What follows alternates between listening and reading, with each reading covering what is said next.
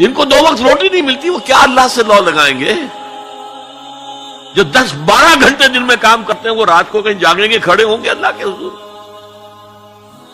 شاہ صاحب کہتے ہیں کہ یہ جو طبقہ پیدا ہوتا ہے غرباء کا، یہ انسانوں کی شکل میں حیوان بن جاتے ہیں، لدو اونٹ، بار برداری کے جانور، کولو کے بیل، وہ انسان نہیں رہتے۔ حدیث میں نے آپ کو سنا دی، کاد الفقر و یکون کفرا۔ تو اس انقلاب کو برپا کرنے کے لیے، اور یہ میں آپ سے عرض کر دوں، تاریخ انسانی کا عظیم ترین انقلاب وہ ہے جو محمد نے برپا کیا صلی اللہ علیہ وسلم، اور یہ میری بات نہیں ہے۔ ڈاکٹر ایم این رائے، ممبر کمیونسٹ انٹرنیشنل، ہندو اور کمیونزم کی سب سے اونچی باڈی کا رکن، 1920 میں بولشوک ریولوشن کے 3 سال بعد 1917 میں انقلاب آیا تھا، ایک لیکچر دیا ہے لاہور میں، بریڈلا ہال میں، دی ہسٹوریکل رول آف اسلام، اور اس نے کہا عظیم ترین انقلاب وہ تھا تاریخ انسانی کا جو محمد نے برپا کیا، because he was a revolutionary, he knew what a revolution means. کہا عظیم ترین انقلاب وہ ہے جو محمد نے برپا کیا۔ یہ 1920 کی بات ہے، اور میں جب پچھلی مرتبہ آیا تھا 1991 میں تو معلوم ہوا تھا کہ یہ جو بمبئی کہتے تھے، ممبئی اب آپ کہتے ہیں، اس کا کوئی پبلشر اس کتاب کو شائع کرتا ہے، ہسٹوریکل رول آف اسلام۔ اچھا، یہ تو ہوا 20ویں صدی کے شروع سے 20واں سال، اس کے اختتام سے 20 سال پہلے کتاب لکھی گئی دی 100، یہ ہندوستان کا ہے مین رائے، اور وہ مینہٹن کا رہنے والا ڈاکٹر مائیکل ہارٹ۔ اور دی 100 کیا ہے کتاب؟ A selection and gradation of the most influential personalities of human history.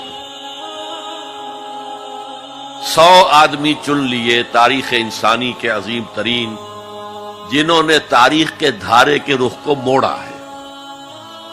عام آدمی تو تاریخ کے رخ کے اندر بہ جاتے ہیں، جو رخ ہے چلو تم ادھر کو ہوا ہو جدھر کی۔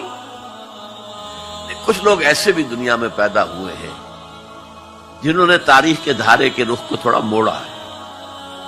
تو سلیکشن میں تو 100 نام گن لیے، اور پھر گریڈیشن کی، سب سے زیادہ کس نے موڑا، پھر کون، پھر کون، پھر کون، اور نمبر 1 پر لایا ہے محمد کو صلی اللہ علیہ وسلم۔ جو کتاب اویلیبل ہے آپ پڑھیں، اور بڑے خوبصورت الفاظ اس کے ہیں۔ Naturally I O an explanation, میں عیسائی ہوں، حضرت مسیح کو نمبر 3 پر لے گیا ہوں اور محمد کو نمبر 1 پر رکھ رہا ہوں، تو یقیناً مجھے کوئی نہ کوئی اس کی ایکسپلینیشن دینی ہوگی، کوئی توجیہ کرنی ہوگی۔ اور پھر اس نے وہ جملہ لکھا ہے جو میرے علم کی حد تک کسی مسلمان کی رسائی اس تک نہیں ہوئی۔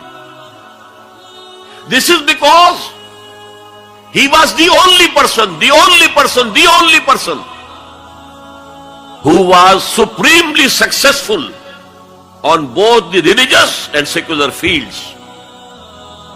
تاریخ انسانی میں ایک ہی آدمی ہے جو ریلیجس اور سیکولر دونوں میدانوں میں بہت اونچا ہے۔ باقی سارے کیا ہیں؟ یا مذہب، روحانیت، اخلاق میں اونچے ہیں، تو ریاست، سیاست، اس سے کوئی سروکار ہی نہیں۔ حضرت عیسیٰ کا بھی یہی معاملہ ہے، گوتم بدھ کا بھی یہی معاملہ ہے۔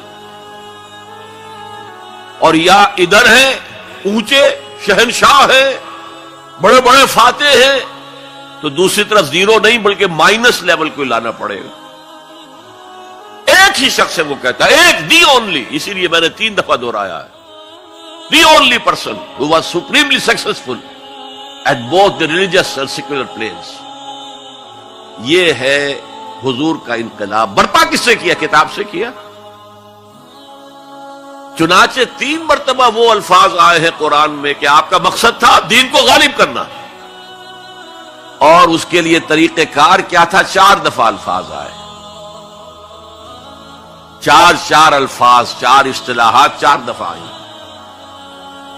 حضرت ابراہیم اور حضرت اسماعیل کی دعا جب وہ اذ یرفع ابراہیم القواعد من البیت و اسماعیل، اس میں دعا میں شامل ہے ربنا وابعث فیہم رسولا منہم، اے اللہ یہ جو میں اپنی نسل کی ایک شاخ کو یہاں آباد کر رہا ہوں، ان میں ایک رسول بھیجیو جو انہی میں سے ہو، کوئی مغایرت نہ ہو کہ باہر سے آیا ہوا رسول ہے، اس کی زبان اور ہے، ان کی زبان انہی میں سے ہو، اور وہ کیا کرے؟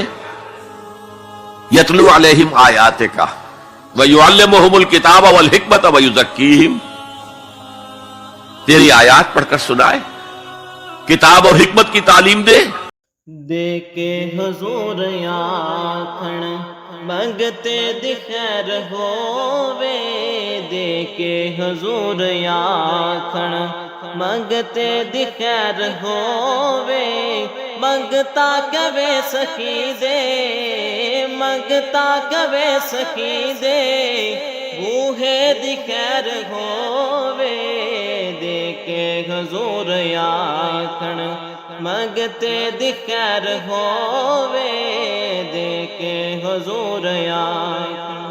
اور جنت بڑی جگہ لگیا جڑی جگہ تے، جنت بڑی جگہ